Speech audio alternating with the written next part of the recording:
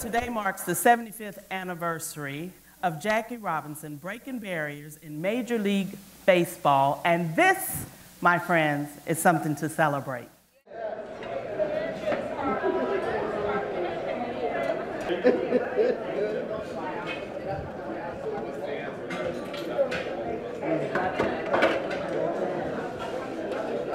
Well, first of all, it's an honor for me to be here today and to receive any type of honor in Jackie's name.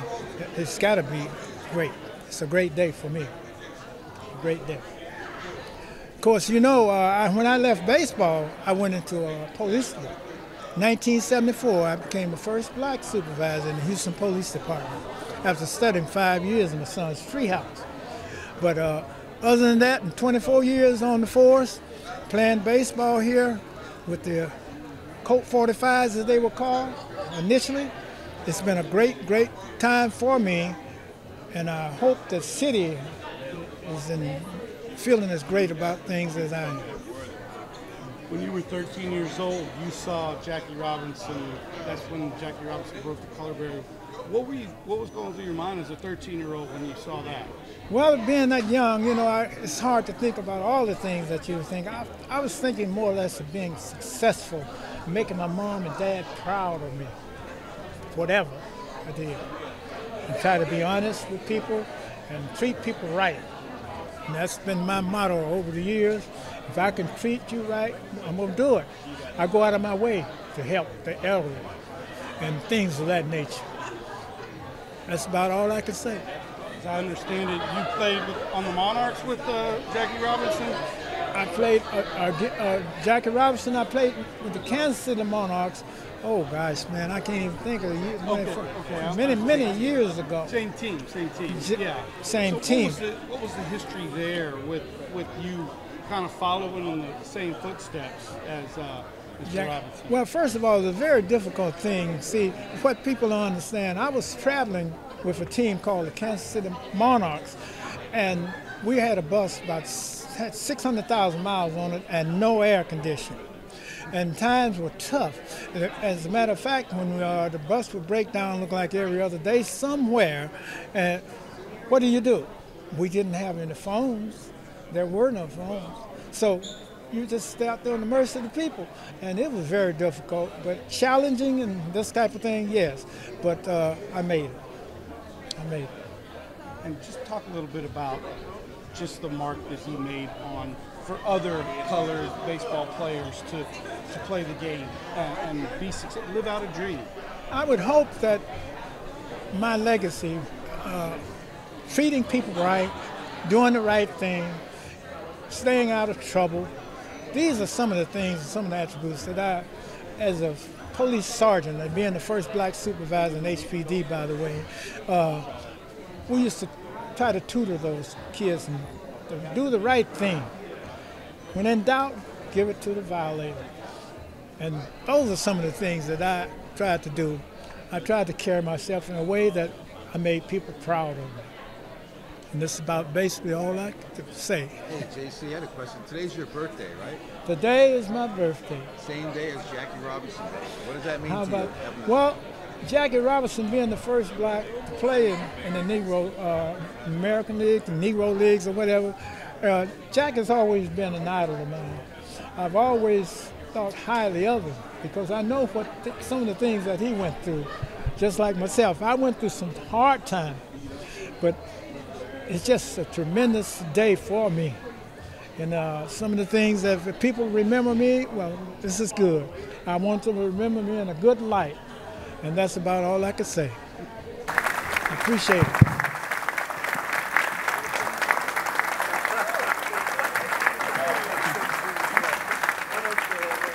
This is yours. You can hold it. There you go. Because I have one on. So. Testing. Say it again, testing. Testing. You're working. We both hold in our hands Mr. Hartman's Field's Way through the Negro Leagues, the Major Leagues, and law enforcement, in which each of you will get a copy when we leave today. So, Mr. J.C. Hartman, you were 13 years old when Jackie Robinson broke the color barrier in baseball. Do you have any memories from that time or that event?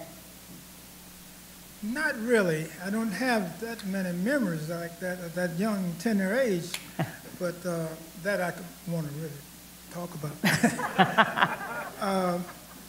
At a very tender age, however, I became interested in baseball. Mm-hmm. And I was reading some of the stories and reading some of the newspaper articles concerning baseball and Jackie Robinson and whatnot. And that even made me more interested. And so you start playing high school baseball in Michigan. In Michigan, Inkster High School.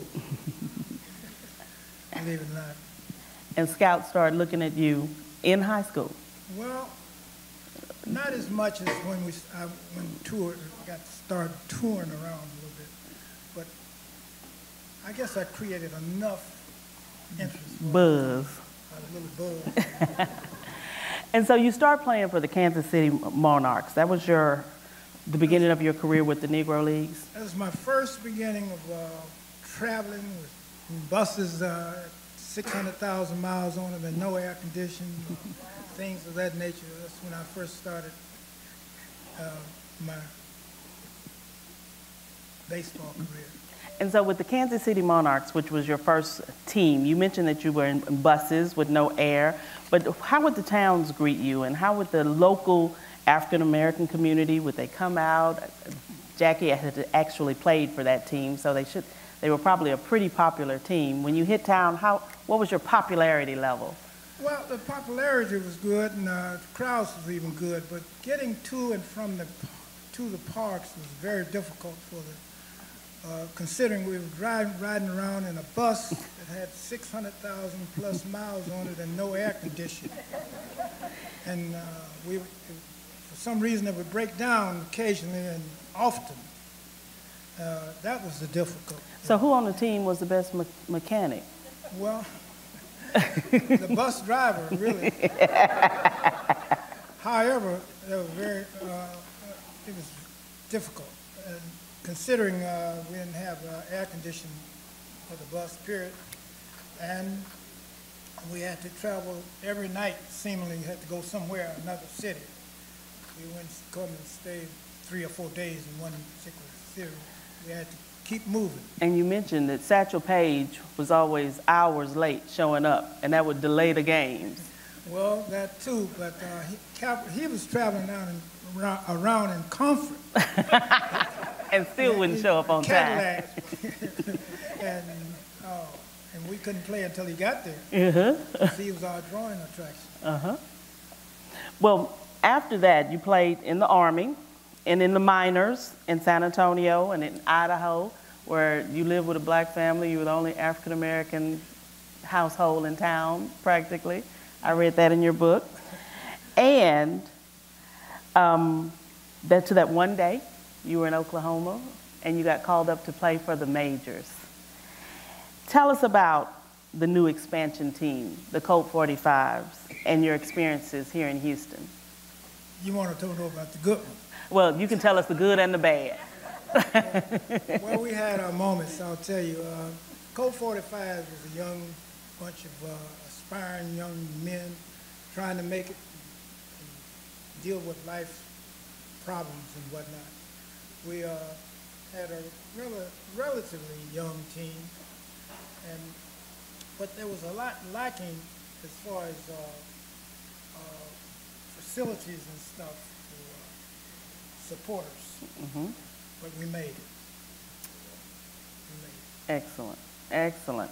And so, in 1974, they called a big press conference and said, we're getting ready to do something that's never been done before in the history of the city of Houston, Texas.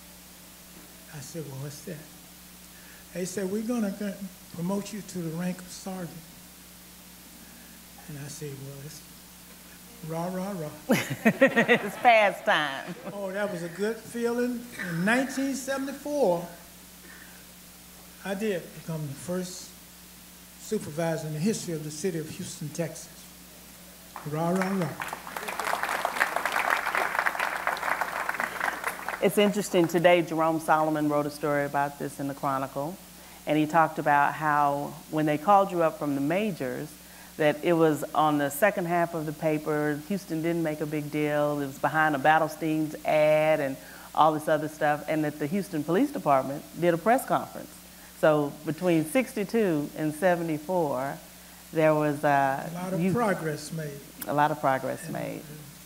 Community relations and stuff. As a matter of fact, we had the community relation division was formed in the Houston, and I was very proud of that, because then we were sending officers out and showing them what the real deal is, and occasionally have somebody ride with you in the patrol car, this type of thing, which was good. Anything we could do to enhance the image of the police department, we were doing it. I can remember, I don't know how many people remember Cadet Don and Kitterick shows back in the, way back in the 70s. We had Sergeant Ken Garnett. He was the head of the Police Community Relations Division. We were doing shows like Kitterick and Cadet Don in the morning, early in the morning, trying to do anything we could do to enhance the image of the police department, because if we didn't have a good, we really didn't have a good name at the time. No, no. A lot of things were going on bad. But some kind of way, we made it.